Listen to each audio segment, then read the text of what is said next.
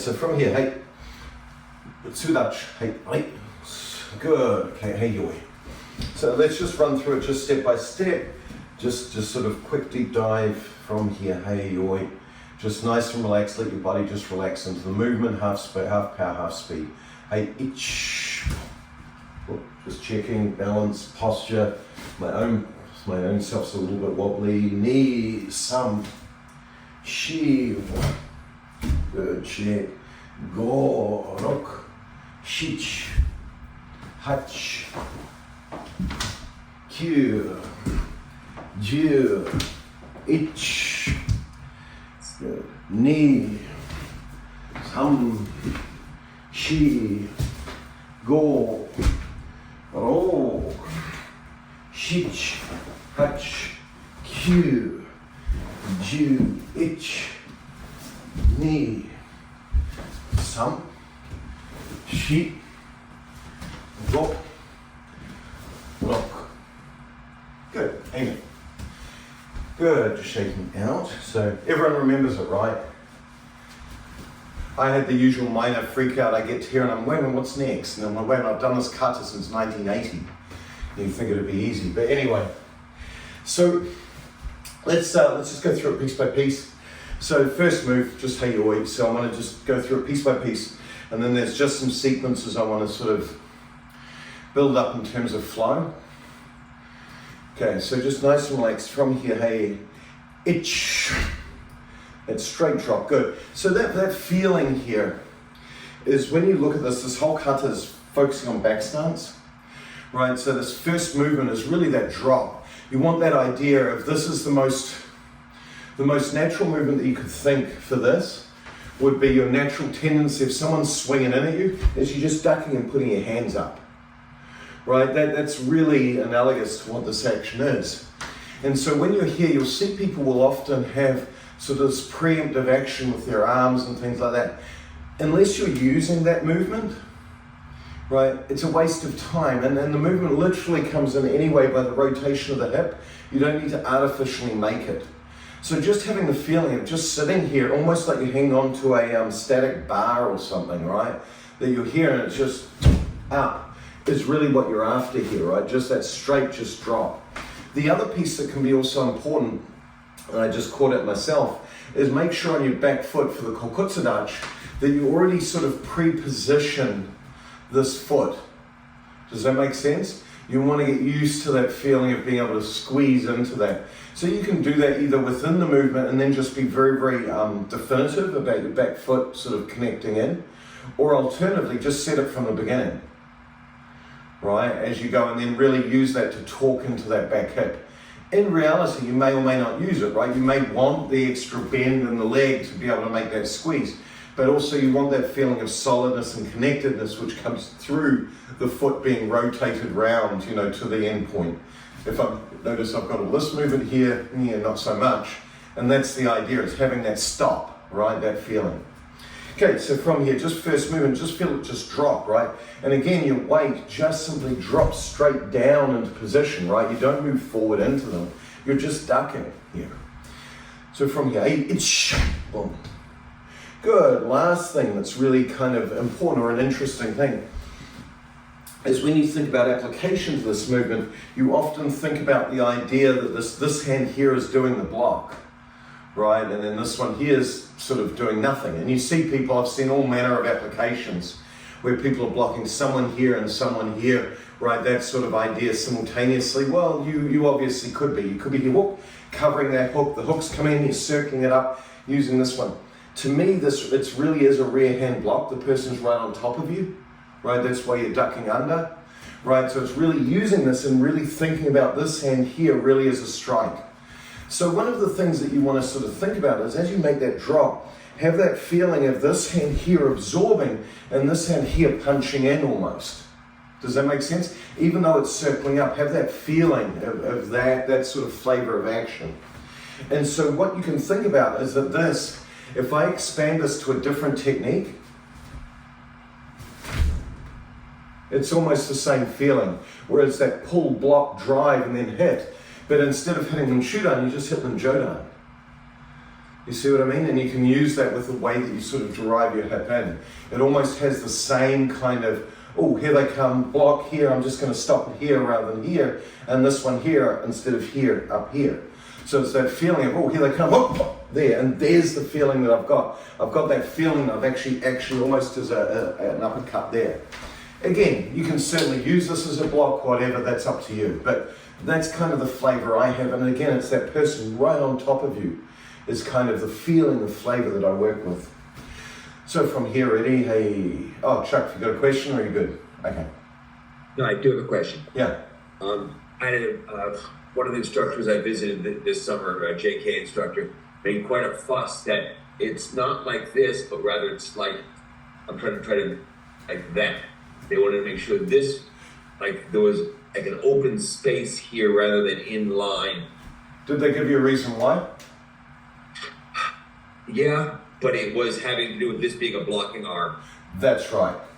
So, and that's exactly it, right? If you're here, then it needs to cover your head, right? It needs to be past your head. What you find, it's the same thing with gaku, right? People will block and they stop here, right in the middle of their face, and they wonder why they get hit, right? It's got to be to the side of their head. So if you're using this as a blocking arm, absolutely.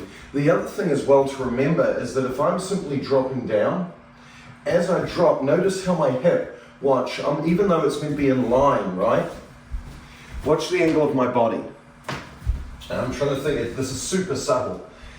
But as I drop, even if I drop it with my heels in, and I don't do crooked steps this way where I go along the line, but my ass has shape, right? It sticks out, right? So as I drop, even here, I don't move directly along this line, notice? What I'm going to do in my natural stance as I do the rotation, because my hip isn't absolutely square, it isn't absolutely here. When I drop down to kokuts, my hip is actually like this, right? So as I make this drop, it's not that I'm here and I'm this and it's straight in. Rather, as I make the block, is a rotation to it. You see what I mean? That naturally happens because my hips are moving literally this much. And that this much, when I extend it out, right, for the length of my arms, that's automatically going to create that. So what you find is that people will often collapse in. See, it's automatically there. Like all I'm doing is extending it straight off my shoulder. So if they're trying to do a kokutsudachi just flat, right, here, right, where they're pushing back into this hip, so notice how that's going to push this arm over, right? So what you want to do is, what my encouragement, Chuck, is whether you're blocking or not, it doesn't matter what you're doing because that rotation in, holy crap, here they come, here's my block in this way. This is going to come in either up, in, or across. My encouragement is not to expand through the shoulder joint and extend this back. Because what that's going to do is that's going to release the arm from being locked in. Rather, make that expansion through the hip and the body to create the open space that they're after. Does that make sense? It makes perfect sense also because the same instructor is one of those that makes a big fuss about doing a two-dimensional hip in kokutsudachi. Okay. So therefore, since they don't do that, they have to push their arm further. That's exactly right. That's exactly right. And if you push on them, so remember their force, if you're using this as a block, sorry, this is way too deep than what you'll care about. But if you do that force and you make that push, right? If you're in a two-dimensional stance, if you're in this position here where it's wide open and you expand out, push again, and remember the blocking arm, the force is coming in, you're pushing something this way, that means it's going to be pushing back that way. If you're right out here and you've expanded this out, you have no strength in this arm or in the base of the stance to be able to actually enforce the action that they're trying to do. Does that make sense? You've got to make sure the shoulder's locked into place with the musculature here and here holding it in place, right? And at the same time, use your body to make that rotation. Does that make sense? Okay. So, you got to think about what you're doing. Okay. Right, so from here, hey, just nice and relaxed, more than what anyone cares, both you all and anyone online, right? And again, if my goal is to just cut straight in, to slide in and just make it a straight uppercut, well then I would just go here, but notice I haven't even turned my hip into kokuts. I've almost formed into, who would have thought, Nekawashidachi, which it originally was. Right? Remember, original position here, which changes the hip angle and that changes it to an uppercut. Okay, so from here, hey? It's good. Now the next action, the thing that's important here is notice I've turned, I've locked my hip in. As I make this rotation, what I'm going to do is there's always a little bit more room you can squeeze your hip. And for me, I'm just going to push forward with that hip just slightly. And what I'm going to do is I'm going to rotate for once my hip stops, I'm going to take the rest of the space, so my hip will stop here, I'm going to take the rest of the space through my spine. Does that make sense? To make that drive in. So the thing that's important here is as I make that initial drop, I'm here, boom, there's my initial stance. As I make this push, it's not this sort of, this hip coming back, but rather this hip going forward. And what my main thing that I'm watching here is whether or not my knee collapses. So I'm pushing it really to the limits and sinking it down like a corkscrew, if you like, in. Right? Blocking sotuke, making an uppercut. Again, the idea here is, oh, I've just blocked with this hand, I've just hit them. Now what I might be doing is I might be clearing this arm out of the way, or I might be punching in with the other, whatever's going on, right? It's, oh my God, boom, there, that was close, and hit them at the same time. Right? Okay, so it's again, think about what you're doing. The drive must be of this hand and this hip moving together towards the target, not this one coming back and this remaining the same, unless you need to, because there's no room, right? But that's the idea. So thinking here, 1, 2. Now when you drive out, I've just pushed this hip in, now just release it, expanding this hip forward, out. Good. And remembering that this is a tsuki, this is a punch, not a back fist strike.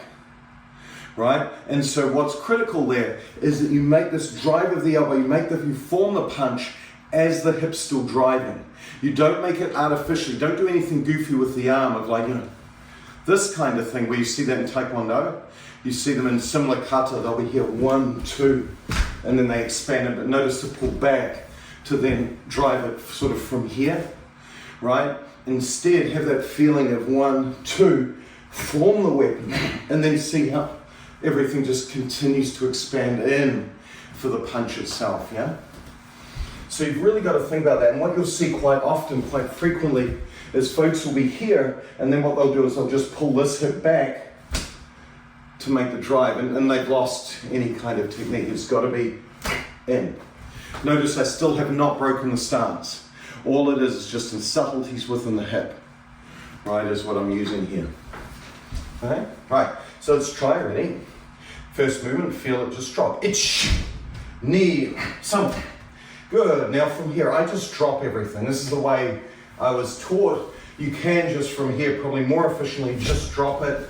I drop mine, it just helps me relax, helps me focus on the next person. So here, I just drop my arms and pull, right? And again, notice there's a lot of eyes in that statement. Same thing, 2, 3. Good, now from here, feel that squeeze in of the hip. So from here, feel this collapse in, there. And so what you find is your body center doesn't shift. Now, interestingly, depending on what you want to do, and this comes in other kata later, right? It's all about body positioning, and that's what this is getting at, is controlling that, right?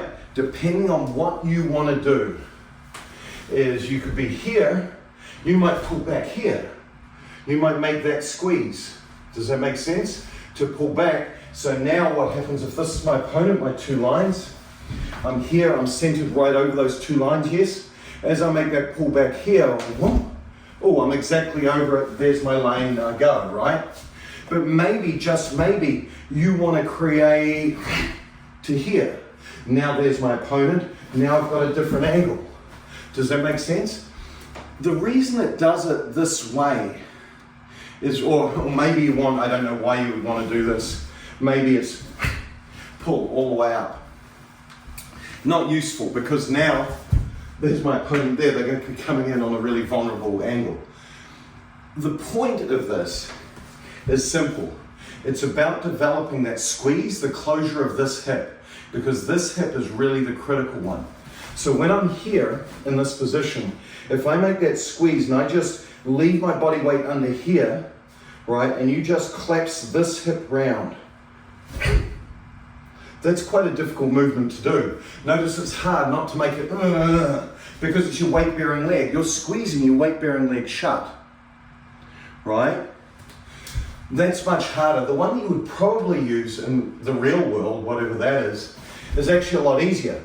If you now use this leg and push, you use that same angle, that same squeeze of the hip. That's actually much easier to do now. You see what I mean? So what this is doing is, this is doing a technique called isolation. It's isolating the critical element, which is developing this leg here, collapsing. Does that make sense? And it's teaching you to be able to do that, because if you have that piece, you don't want someone, if someone's going to come and attack me this way and I want to pull back away to get that room, if I don't have this leg engaged, I'm not in a position to be able to move. Does that make sense? This closing of the leg is critical. Now I can do whatever I want. Does that make sense? And remember, this is a yellow belt or whatever, a beginner kata. Does that make sense? So it's about developing musculature to be able to do what you want initially. Does that make sense? Okay. Right, so from here, have the feeling, make the squeeze. Again, it's a squeeze to halfway. It's not all the way up. It makes no sense to go all the way up, because then you've got your back to the line of the attack. Not fun. So from here, 1, squeeze. Now from here, yoko hiri kyage, so it just snaps up. Back fist goes, blocking down. Right, so let's just go through that sequence just a few times to make sure that we've got it. So I really break this down into quite a few counts, and this is really the first time you encounter what I would call a compound movement. And it's important that you synchronize up your body as you do that compound movement, yeah? So from here, make it 1, 2, 3, 4, 5, 6. So almost 6 movements, right? The pull, the load, out, back, pull, squeeze. Does that make sense? 1, 2, 3, 4, 5, 6. And so that way, what that does is, by me separating it out into multiple waypoints, so to speak, throughout the compound technique, throughout the action of the technique, everything's not messy. I'm controlling every part of my body at every part of the technique, every part of the movement. And so when I go to do this more naturally, right, I can just be here, and it just happens. You see what I mean? Because I've trained my body to be, this piece of my body moves at this time with this other part, and so forth. Does that make sense?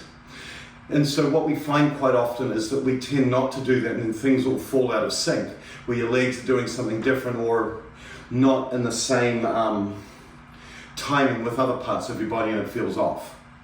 Does that make sense? So never be afraid to break stuff down like that, right? The problem comes in is where we take that as gospel, and that's the only way we do it forever, is with 6 counts, right? Eventually you can loosen up. Once you understand how it feels, then you just flow through the action, yeah? Okay, from the top.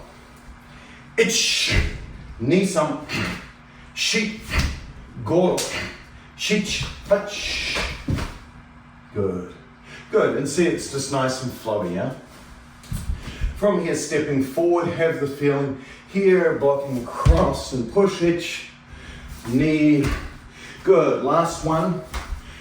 From here, your big plan was to just use this hand, right? So what you've probably done as you've gone through the shutos is your big plan has just been here, leave this where it is and make the block, leave it where it is and make the block, right?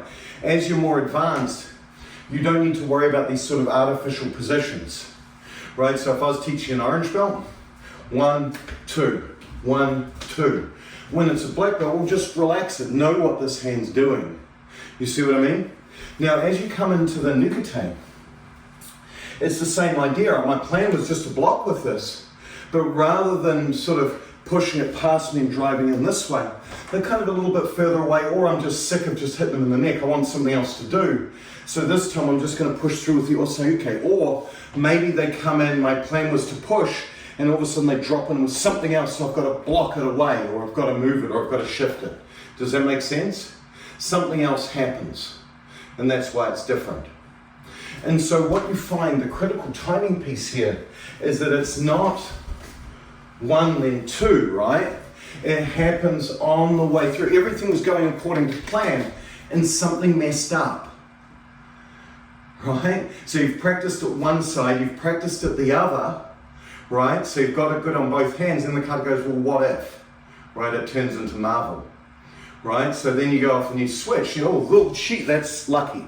This is what happens if something messes up in the interim. And when you think of this action, it could be high nagashi, it could be low nagashi, it could be gerambarai. The thing that's really important here is thinking about the elbow and the expansion of the shoulder as that goes in. So it's not this sort of just straight pan. It's not this kind of screw kind of drop motion. It's a pushing action.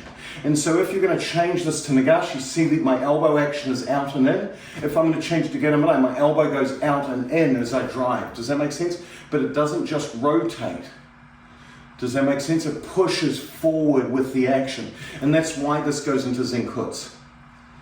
Does that make sense? Because it's the action of that elbow pushing forward that creates the deflection that you want for the technique, right? And they're coupled with that pushing in. Remember, you're going into zenkutsu. You're not controlling your weight as much in this case. And that's why all the others can just remain here, because my body's just kind of wrapping around it. This one, it's pushing in with the stance. Okay? Brian's got a question. I just have a question. Is that a elbow thing exactly aligned with the, is that elbow's coming up and rotating and coming up, the thing in line with the rotation of your body? Yeah, really good question. So where do you end up with this in the end? Where are your hips? They're in Shaman, right? So, yeah, this is probably the best angle. If I'm in the final position here, watch, I'm not going to move my elbows.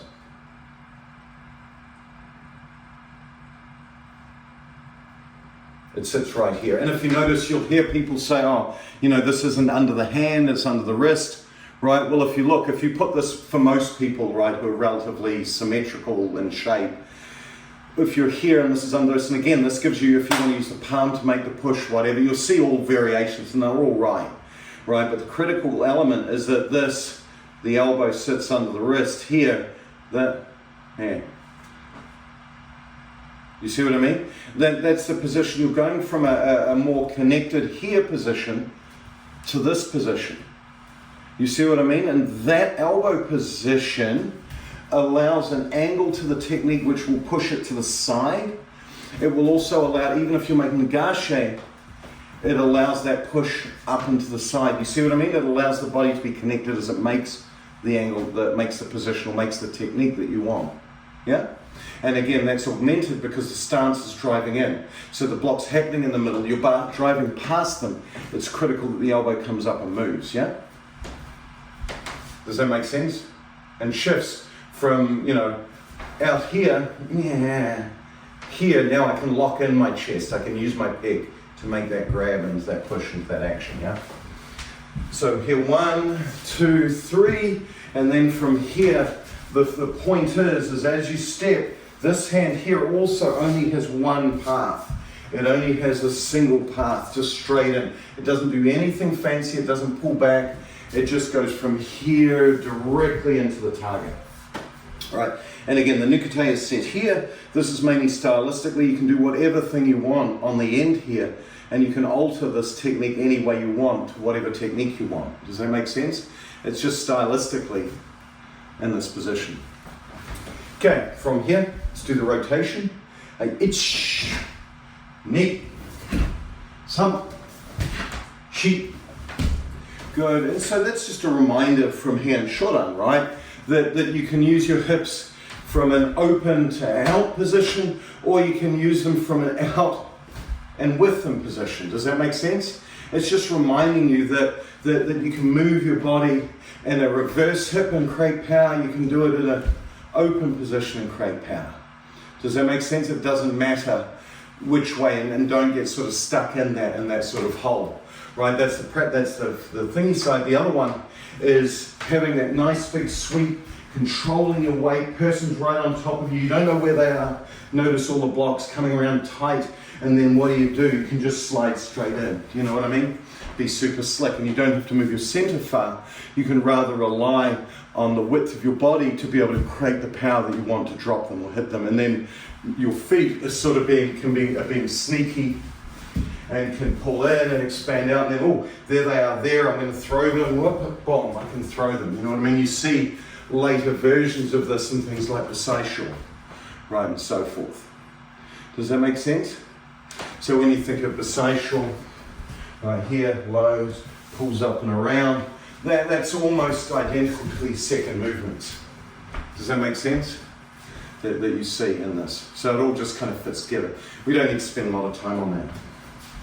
Right, so from here, I'm just going to go this way. From here, of course, we've got the gaku geramba, the gaku uchike. So the first thing is about this stance. Gaku hamae, and I've said this, I think, many times, is that you've really got to think about it as this is Zen Kutsudachi. This stance is still forward stance, front knee bend stance, right? Or weight forward stance. You've got to make sure that that's there. The thing is that what's the weight distribution in Zen Kuts? It's 60-40, right? 60% on the front leg, 40% on the back. We always forget about that weight on our back leg. Why is that weight on the back leg important? Because that's the driving leg. That's the leg that's driving into the technique. Does that make sense? So it should never be this feeling where I don't have weight in my foot. And so one of the things that you've got to ensure, because your hips are going all the way around in this case, and they should be almost at a 45-degree angle, or as far as you can force that, you've got to make sure that you maintain that drive on the back leg. So what you've got to do is you've got to engage it. So what happens is, what a lot of people will do is they'll be here, they'll make the stance, they'll turn their hip, and they're only thinking about their hip. But what I'm doing here is this, and at the moment my kneecap is pointing kind of over in this direction, and my back foot's out, and I can't drive into that. So what I've got to do is I've got to rotate through my entire hip joint, not the hip, but the joint itself, and turn. And then you immediately feel that engagement of your glute, right? Your quadricep, your knee lines up, your foot lines up, all of that. So now I can drive this hip forward using the driving leg in the way that I want. Does that make sense? So it allows that actual driving. And again, the super correct, if you can, is making almost this foot pushing back towards this heel. Right? My front knee is still bent. My foot turns all the way in, and it's actively driving in.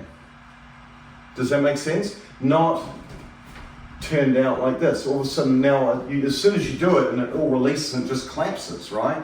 There's no drive there. So that's really important. Second thing, why do this particular stance? Well, if you're super flexible, you can just make it from here, bring it straight across, and you can rotate and have that nice big length. Does that make sense? I am not lucky enough to have that level of flexibility. I have to shorten my stance accordingly. So what I've found for me is that if I'm here on my kokutsudachi, right, and notice how my front foot is right on this front line here. Actually, I'll just do it this way. Notice how my front foot is right on this line here. If I made Zen Kuts, it would be out by about maybe 6 inches or so, right off this line. What I do generally, to the right angle. As I make that drive, I bring it straight across that line. See, I bring it horizontally across, and that gives me enough room in my hips and my flexibility to be able to make this stance. Does that make sense? So it's not actually that I'm pulling back in the stance, I'm just shifting my foot across that line, right, straight across. And that shortens my stance enough so then I have the hip room to be able to drive this in, yeah? So why do this? The answer is, notice how this whole kata is sitting on top of you, right? People are coming in and like they're right on you the whole time. There should be a sense of urgency as you do this. Every movement that we've done, with the exception of this kind of movement at the end where you just push them away, Every single movement that you've done is short and tight. They're right on top of you, right? And so as you make this sort of squeeze across, as you make this, the movement here is about, if I went into, say, uchuke, I'm driving in. If I go here into uchuke, where I come across and sort of whatever, if I go into zenkutsu from here, just regular zenkutsu, I'm moving my center heavily into them. Does that make sense? I'm moving closer into the thing that's trying to hit me that's really close. And so what you do here is that the block actually happens here, where you may come across, and this just catches the back of that hand, whatever's coming in.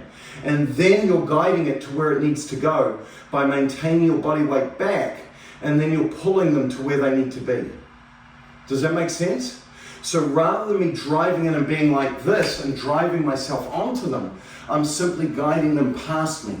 I'm moving my body across and guiding them and kind of like sucking them in. Does that make sense? So it's here, and the feeling should be, that doesn't mean that it has a backward feeling. That doesn't mean that you have a retreating feeling. If you read in the book, it talks a lot, and like Best Karate and other descriptions of the kata, it says that this front shoulder should feel like it's driving forward. That is absolutely correct, because your back leg is making the drive, the hip's making the rotation, right?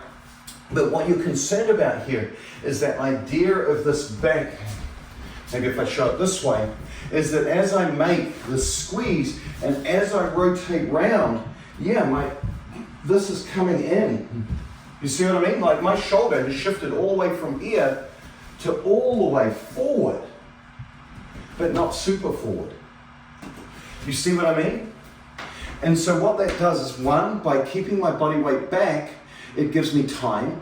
Two, by shifting forward, I still have all the advantages of driving my hip and my body into the person, into the technique, but I haven't gone overboard. And so this whole kata is about controlling weight in the forward direction, right? Just like when you make this first movement, it's not this, it's a drop, it's a push, it's a push.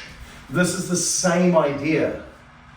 You see what I mean? I'm controlling my body weight subtly forward to give me the momentum I need in the forward direction, but not necessarily going overboard like, oh, another kata you all know. You see what I mean? It's beautiful and subtle in the way that it does that. So again, for me, I'm here, again, back arm, multiple ways to deal with the back arm. You can expand it and make it a big scoop. You can just bring it across. It's up to you. But what I encourage you to think about is really think about this front hand. That's really the one making the contact at the beginning, and then this is controlling. So if you're thinking about this as an arm bar, for example, rather than a block, I could be here, I come in, this takes the hand, and then I smash, boom, down. And you can imagine if I come in onto the elbow here, they're going to drop right there. Does that make sense? What's the next movement in the kata? Kick it, smash them. You see what I mean? Or maybe I'm just blocking. I'm here and I do the good old-fashioned Basado. 1, 2, right? Block it, move it. And so in this case, I block it, move it, kick the knee out, and then hit them. You see what I mean? This is the natural action. The last thing as well that's really important here is notice how this puts you into gaku. Is this the first time you've ever done a front kick in karate? Probably. It's the first time that it's expressly taught in a kata. So by positioning your hips into gaku hamae, look at the way that that now naturally creates the pathway for the knee to make a squeezing action to come through the center. Rather than, if you're a beginner, with a big hole. Does that make sense? So it's actually teaching you artificially, even though you don't want to learn it, it's teaching you artificially that maybe zenkutsu shouldn't be this kind of kick, but rather you need to naturally squeeze it through the middle. And so the kata's doing that for you to teach people how to do it the right way from the beginning. And remember, the first kick, it was never a yokogiri, it used to be just a front kick. It's doing the same thing but telling you how to do it off the front leg. By making that squeeze in, now it's easy just to snap that off. Does that make sense? So it's actually teaching 2 front kicks originally and now just converted to a side. But it's teaching you that same squeezing action. That squeeze of the legs is critical for the correct path of the front kick. Okay, so from here, 1, just squeeze it. Now from here, you should feel that forward action here. You should feel a drive of the back leg. Now just let it go, bam, and hit. Right? And again, we've talked about this before. I shouldn't have to say it. Of course, is it's not here, place, hit. It's using that squeeze. There's the drive of my back leg.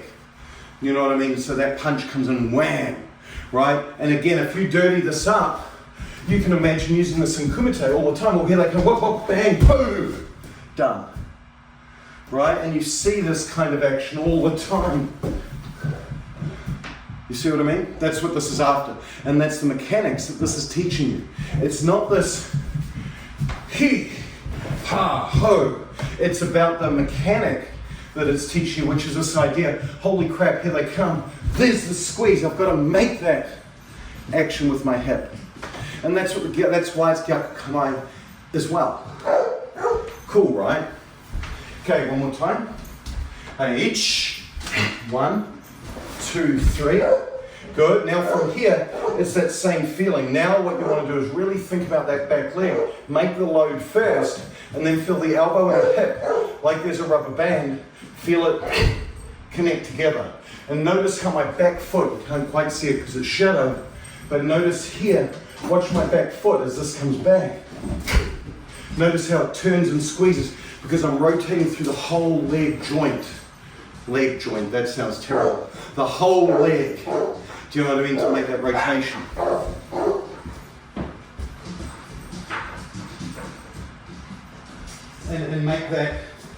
And make that connection forward. So even though I'm here, even though I'm here and my legs, it's not this, I'm not going backwards. Watch the shoulder. Even though my leg's going forward, my shoulder is still going forward. Even though my leg's going backwards and this hip's pulling back, notice I'm really still actively pushing off this hip and this shoulder to bring it in. I think the kata says either a forward action or it remains where it is. It remains forward. It's definitely talking about this, remaining forward in the feeling. Okay, one more time. So 1, 2, 3, 4, 5, 6. And then this last one, of course, Marotike, is very similar to that. Oh, everything's going well, I'm here, I'm going to block and I'm just going to step in and do something. But everything kind of goes wrong. So you go to the Marotike. It gives you that thing. So what you notice is throughout the kata, a lot of it is all sort of fighting in here and fighting on the spot. And then you get sick of it and just push them away. And this is that last piece, clearing that space. Does that make sense? So it's that feeling. It's very different in feeling from later when you see Marotike, where it's the block and counter. Right? Because it's done in Kokutsudachi. That feeling. This is boom, you're just smashing them out of the way, you're getting rid of them. Whether you're hitting them to the side, whether you're driving in underneath them, whether you're blocking and hitting, if you notice, same action, some sort of block happening while you're driving in, Right, this and this is arguably the same. Does that make sense? Yeah, okay. Right, last few movements. From here, again, just rotating around. So big swing, boom, boom. So this time, the big changes. This is no different to the shuto, but now you're in zenkutsu. So the thing that becomes important here is understanding why it's going to zenkutsu. What does that do for you? Well, now you drive your weight in. You understand now that what I've got to do is I've got to make whatever block it is here, whether it's here and here, and then drive my body weight in. And then drive my body weight in, right? The block's happening in those middle pieces, and then driving through. So here, 1, 2, 3, 4, right? And this is why those middle blocks, the parts in the middle, like when I learned this when I was young, it used to be one big action, 2, 3, right? This was almost a separate count, right? That's why that's there. It's telling you all of the stuff that we're doing here in that short, compacted stance, you also do in zenkutsu. You do it in the first half of the movement. in this part. My body center doesn't move. Now, make use of the necks. Does that make sense? And that's kind of Heian Nidan in a nutshell, right? So let's go through the whole kata one more time, right? And then we'll finish there for today. So, hey, yoi. So again, you know, and notice how nothing here is different from strict JKA style, ISKF style Heian Nidan, right? But notice the nuances that are in there, that have always been there, right, are critically important to understanding the kata. No one in this room's in a yellow or an orange belt, right? You're not at that level. You're black belts looking at this, or brown belts looking at this, right? And you've got to look at it with that kind of eye. Does that make sense? There's not one piece in the kata, if you notice, that we haven't used, right? There's not one part of it. And so that's, or thought about it, or thought, well, why is it this way? And that's the analysis you want to have. So, last time. Hey, ich, nisam, shi, gorok, shich, hach, kyu, ju, ich, ni, sam, shi, go, ro, shich, hach, kyu, ju, ich, ni, sam, shi, go, rok. There you go. Good. Yes. Good. So, nice and easy, right? Heian Nidan, something you learn really early, but still super deep and kind of cool. Okay. Hey. Sudach. Wait. Good class. Thank you, everybody.